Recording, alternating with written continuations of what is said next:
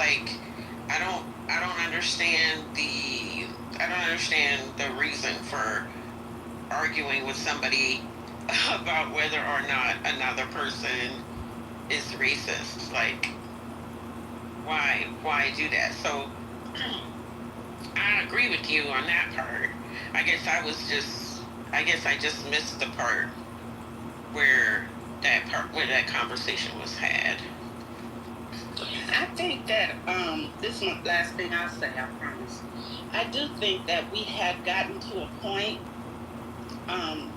where, because there's always going to be racism, I do believe we had progressed to a point where we could live amongst each other without it being such a blatant thing. It may have been underhanded and passive, but it wasn't so blatant. Now, so I would never blame it on Trump, but certainly since his era, it's gotten a little bit more permissible, I think, over time, until it's exploding.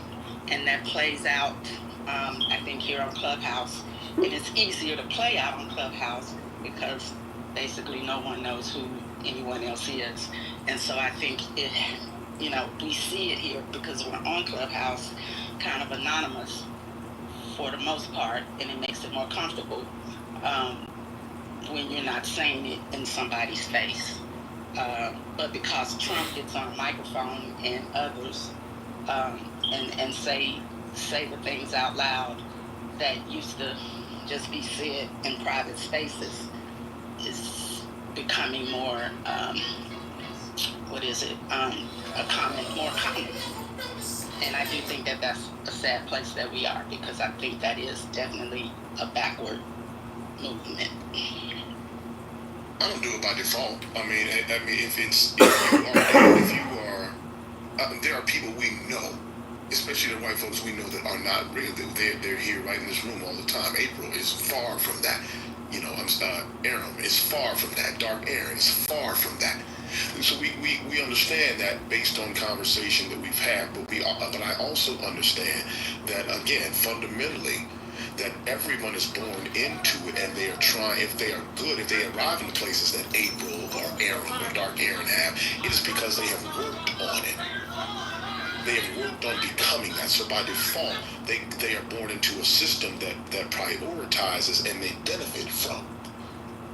So they understand that. But if they get to a point where they're not, where they're in April or Aaron or Dark Aaron, it's because they've worked to get to that place.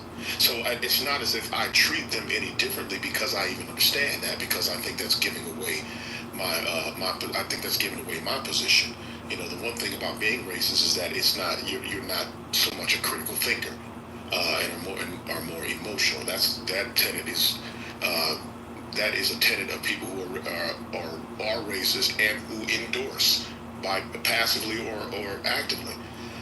So I think, to answer your question, I don't go around with, wearing my feelings on my sleeve. I don't do that. But I definitely don't try to ignore it when I see it.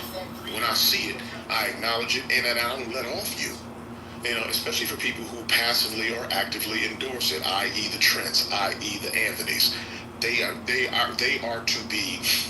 to, and then, even the Pepes or whoever the people are, you stay at them about that. But and then to some degree, it's like, there's sometimes when I don't have to engage them, because they, as far as I'm concerned, I really believe this fundamentally, that you are beneath me. I don't have to address you. So, but in the instances where it makes sense, I do address it, and I'm not going to act like it doesn't exist. And I'm not trying to also build coalitions with them.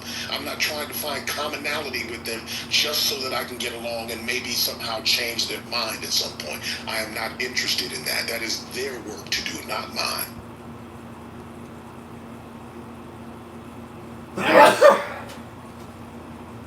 I just want to shout all of you out.